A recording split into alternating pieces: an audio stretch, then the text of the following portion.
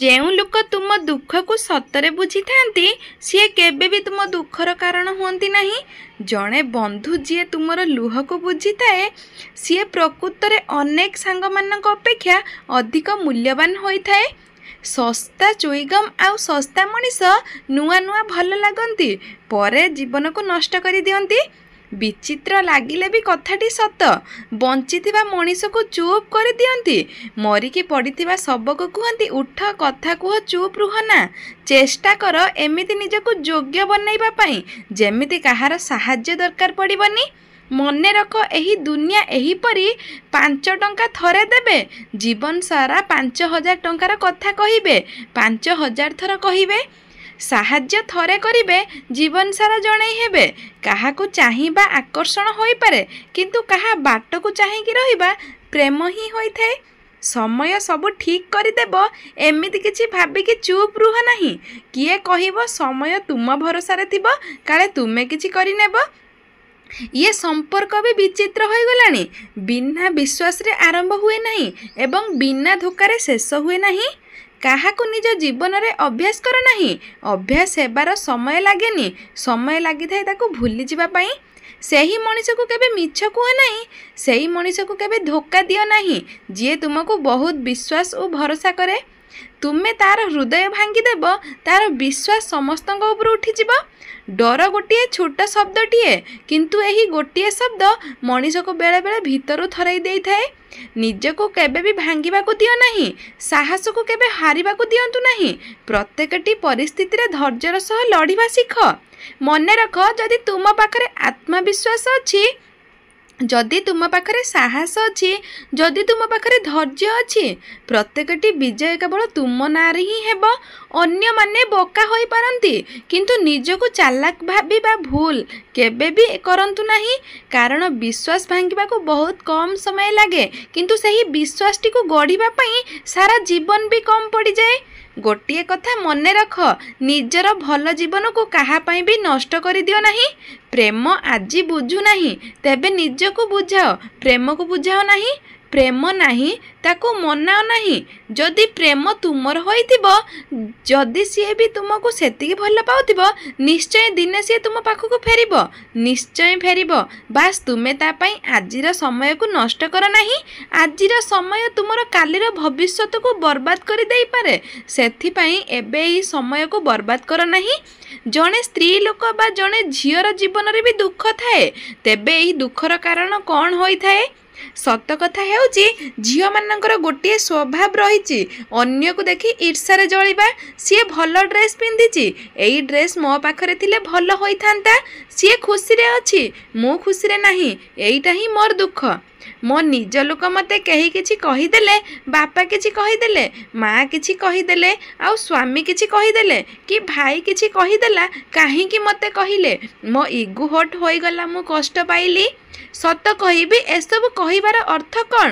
ତୁମେ ଯଦି ଅନ୍ୟ ବିଷୟରେ ଅଧିକ ଭାବିବ, କିଏ କ'ଣ କହିଲା, କିଏ କ'ଣ କଲା, ତେବେ ତୁମ ଜୀବନର ପ୍ରତ୍ୟେକଟି ଖୁସି ସରିଯିବ। ତୁମ ନିଜ ବିଷୟରେ ଭାବ, ନିଜକୁ କିପରି ଅଧିକରୁ ଅଧିକ ଖୁସି କରିପାରିବ ସେ ବିଷୟରେ ଭାବ। ତୁମେ ଖୁସିରେ ରହିବ, ତୁମେ ଶାନ୍ତିରେ ରହିବ। ବାସ୍ ଅନ୍ୟ ବିଷୟରେ ଭାବିବା ବନ୍ଦ କରିଦିଅ। ଟାଇମ୍ ପାସ୍ ପ୍ରେମ କରୁଥିବା ମଣିଷମାନଙ୍କର ଲକ୍ଷଣ କିଛି ଏହିପରି ହୋଇଥାଏ। ସବୁବେଳେ ବହୁତ ଭଲ ପାଉଛି ବୋଲି କହି ହେଉଥିବେ, କିନ୍ତୁ ବାହାଘର କଥାରେ ବାହାନା ମାରୁଥିବେ। ନମ୍ବର 2, ତୁମ ସହ ଏକୁଟିଆ ସମୟ କାଟିବାକୁ ସବୁବେଳେ ଚାହିଁବେ, କିନ୍ତୁ ତାଙ୍କ ପରିବାର ବିଷୟରେ କିଛି ବି କହିବେ ନାହିଁ। ସ୍ୱାର୍ଥ ଥିଲେ ବାରମ୍ବାର କଲ୍ କରିବେ, ସ୍ୱାର୍ଥ ନଥିଲେ ପାଖରେ କେହି ଅଛନ୍ତି କହି କଲ୍କୁ କାଟିବେ କିମ୍ବା ଅର୍ଜେଣ୍ଟ କାମରେ ବିଜି ଅଛି ବୋଲି କହିବେ। ଆଜିକାଲି ସମସ୍ତେ ଭାବନ୍ତି କେଉଁ ପୋଷାକ ପିନ୍ଧିଲେ ମୁଁ ସୁନ୍ଦର ଦେଖାଯିବି, କିନ୍ତୁ କେଉଁ କର୍ମ କଲେ ମୁଁ ଭଗବାନଙ୍କୁ ଭଲ ଲାଗିବି, ଏକଥା କେହି କେବେ ଭାବନ୍ତି ନାହିଁ। କୌଣସି ବ୍ୟକ୍ତି ଆମର ମିତ୍ର କିମ୍ବା ଶତ୍ରୁ ହୋଇ ସଂସାରକୁ ଆସିନଥାଏ। ଆମର ବ୍ୟବହାର ଓ କଥାବାର୍ତ୍ତା ହିଁ ଲୋକଙ୍କୁ ମିତ୍ର କିମ୍ବା ଶତ୍ରୁ ବନାଇ ଦିଏ। ମୋତେ ଘୃଣା କରୁଥିବା ଲୋକଙ୍କୁ ଭଗବାନ ଏତେ ଖୁସିରେ ରଖନ୍ତୁ ଯେ ସେମାନେ ମୋ କଥା ଭାବିବାକୁ ସମୟ ନ ମିଳୁ। ଭଗବାନଙ୍କୁ ନ ଡରିଲେ ଚଳିଯିବ, କିନ୍ତୁ ତୁମ କର୍ମକୁ ଡରିବାକୁ ହେବ। କାରଣ କରିଥିବା କର୍ମର ଫଳ ଭଗବାନଙ୍କୁ ବି ଭୋଗିବାକୁ ପଡ଼ିଛି। କର୍ମର ଫଳ ମିଳିବ, କିନ୍ତୁ କାହାକୁ ଶୀଘ୍ର ତ କାହାକୁ ଡେରିରେ। दुनिया रे कौनसी द्रव्य निज पई तैयारी होई न थाए। जेमिति नदी निज पानी निजे पी न थाए, गछ निज फल निजे खाई न थाए, सूर्य निजे जଳି जଳି अन्य को आलोक प्रदान करि थाए। भूल जीवनर गोटे पृष्ठा अटे, किंतु संपर्क गोटे बही। जदि दरकार पड़े ताहले भूल पृष्ठाटी को चिरी दियंतु, किंतु गोटे पृष्ठा पाई पूरा बहीटी को निज जीवन रु हरांतु नहीं। भूल ही हेउची मनीषर प्रकृत शिक्षक। आ जी कौनसी क्षेत्र में भूल नहीं करी नहीं ता माने से केबे चेष्टा ही करी नहीं। मिछ जेते जोर रे शब्द करू पछे, किंतु सत्यर आगरे सर्वदा दबी जाई थाए। तुमे जेते छलना करी ऊपर को जाओ पछे, तार दुई गुण निश्चय तळु को आसीबो। सर्वदा सत्य न्याय और धर्म पथरे चलवा को चेष्टा कर। केबे भी परिस्थितिर बहाना करी एथर ओहरी जाओनी। जेते जहा हेउ जाऊ पछे निजर आत्मसम्मान को केबे जलांजलि देबेनी। मनीषर स्वार्थ हासिल होई सारिला परे तापरे तमे किए से जमा भी जानी पारंतिनी। निजे केते भल अन्य को प्रमाण देवा आवश्यक नुहे। स्वार्थपर लोक केबे भी बुझी पारिबेनी भल मनीषर महत्व केते। धन रे बरं गरीब हुआ, किंतु हृदय रे रुह धनवान। चाल छपर घर लेखा जाई थाए स्वागतम, किंतु महल वाला लेखि थांती कुकुर प्रति सावधान। गोटे शांत सरल मनीष को जेते अपमान असम्मान देले मध्य से सब किछि हसी हसी सही जाए। कहीं से जानी थाए सुना को जेते खंड खंड कले मध्य बजार रे तार दाम कमी न थाए। सत्य पथरे असुविधा अच्छी, किंतु पराजय नुह। मिथ्या पथरे सुविधा अच्छी, किंतु आत्मतृप्ति नुह। जेउठी आत्मतृप्ति नहीं सेठी विजय ही नहीं। आम शरीर बाहर किछि क्षत हेले ताको खूब शीघ्र भल हो जाई थाए, किंतु शरीर भितर क्षत हेले ताहा बहुत मारात्मक रूप नहीं कैंसर हो जाए। ठीक सही परी बाह्यश्रुत मनीषर जेतिकी क्षति करि पारंतिनी, निजर विकृत चिंताधारा मनीषर बहुत क्षति करि थाए। दृष्टिकोण बदलांतु, दुनिया देखिबार ढंग बदलांतु, अन्यर परिस्थिति को बुझीबा को चेष्टा करंतु। दुख थिले ही मुहरे हस रखंतु, देखिबे जीवन निश्चय भावे बदली जीव।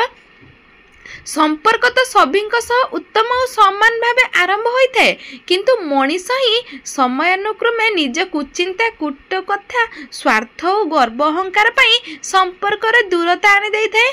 लोक कहती से बदली गला, किंतु प्रकृत कथा हेउची मनीष बदलेनी, बरं ता जीवन से आपण को देउथिबा आग्रिदेक प्राथमिकता कमई देई थाए।